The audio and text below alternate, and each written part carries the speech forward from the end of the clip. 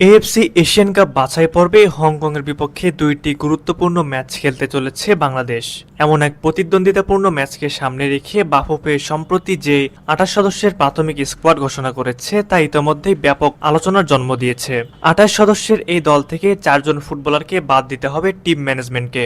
অনুশীলন ক্যাম্প শেষে সবার পারফরমেন্স বিবেচনা করে এই সিদ্ধান্ত নেবেন সিলেক্টররা। তবে এখানেই যেন ভয় সবার, না জানি সিন্ডিকেটের কারণে ভালো ৪ জন ফুটবলারকে বাদ দেওয়া হয়। আমরা যদি বলি আপনাদের এই ভয় সত্যি হতে পারে, তাহলে কি অবাক হবেন? অবাক হওয়ার কিছু নেই, কেননা যেই দেশে সিন্ডিকেট একটা দলকে নির্বাচন করে সে দেশে ভালো ভালো ফুটবলাররা সিন্ডিকেটের কারণে বাদ পড়বে, এটাই তো স্বাভাবিক। বাফুফে ঘোষিত ২৮ সদস্যের দল থেকে যে ৪ জন ফুটবলারকে বাদ দেওয়া হতে পারে তাদের নাম শুনলে হয়তো আপনারা অবাক হবেন। চলুন কথা না বাড়িয়ে দেখে নেই সেই ৪ জন ফুটবলার কে কে হতে পারেন এবং কেনই বা তারা বাদ পড়ার শঙ্কায় রয়েছেন। নাম্বার 1, আলামিন।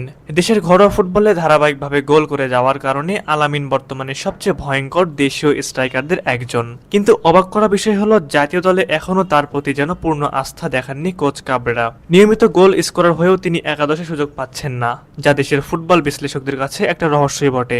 অনেকেই মনে করেন সিন্ডিকেট ও পুরনো ধাঁচের কৌশলের কারণে আলামিনের মতো প্রতিভাবান খেলোয়াড়রা কোচের পরিকল্পনায় জায়গা করে নিতে পারেন না, অথচ ঠিকভাবে ব্যবহৃত হলে তিনি হতে পারেন বাংলাদেশের আক্রমণভাগের এক্স ফ্যাক্টর। কোচের এই অবহেলায় হয়তো আলামিনের বাদ পড়াটাই বাস্তবে রূপ নিতে পারে। নাম্বার 2, কাজেম শাহ। বাংলাদেশের মিডফিল্ডের অন্যতম সেরা প্রতিভাবান ফুটবলার কাজেম শাহ, যিনি পুলিশ এফসির হয়ে দুর্দান্ত পারফর্ম করে চলেছেন, কিন্তু হেড কোচ হাবিয়ার কাবরেরা এখনো তাকে জাতীয় দলে গেম টাইম দিতে নারাজ। তাই অনেকে ধারণা করছেন কাজেম শাহকে এই গুরুত্বপূর্ণ ম্যাচের স্কোয়াড থেকে সেটে ফেলা হতে পারে, শুধুমাত্র কোচের ব্যক্তিগত পছন্দ অপছন্দের কারণেই। নাম্বার 3, ফাহমিদুল ইসলাম। সৌদি আরবে বাংলাদেশ দলের সফরে প্রথমবার সুযোগ পাওয়ার পর থেকেই ফাহমিদুল হয়ে ওঠেন এক সিন্ডিকেটের ভিকটিম। যদিও পরে তাকে দলে ফিরিয়ে নেওয়া হয়, তবুও এখনো পর্যন্ত তার প্রতি পূর্ণ আস্থা দেখানো হয়নি। ইতালির লিগে খেলা এই মিডফিল্ডার জাতীয় দলে নিজের জায়গা ধরে রাখতে পারবেন কিনা সেটাই এখন বড় প্রশ্ন হয়ে দাঁড়িয়েছে।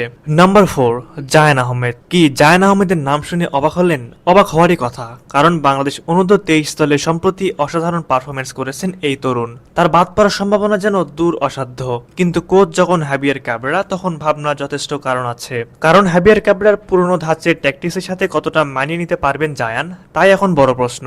আর সেই মানিয়ে নিতে না পারার অজুহাতে হয়তো তাকেও বাদ দেওয়া হতে পারে, যা ফুটবল প্রেমীদের জন্য হবে এক বিশাল ধাক্কা। সুপ্রিয় ভিউয়ার্স, আপনাদের কাছে কি মনে হয় ২৮ সদস্যের এই প্রাথমিক দল থেকে কারা কারা বাদ পড়তে পারেন? অবশ্যই আপনারা আপনাদের মূল্যবান মতামত আমাদের কমেন্ট বক্সে জানাবেন।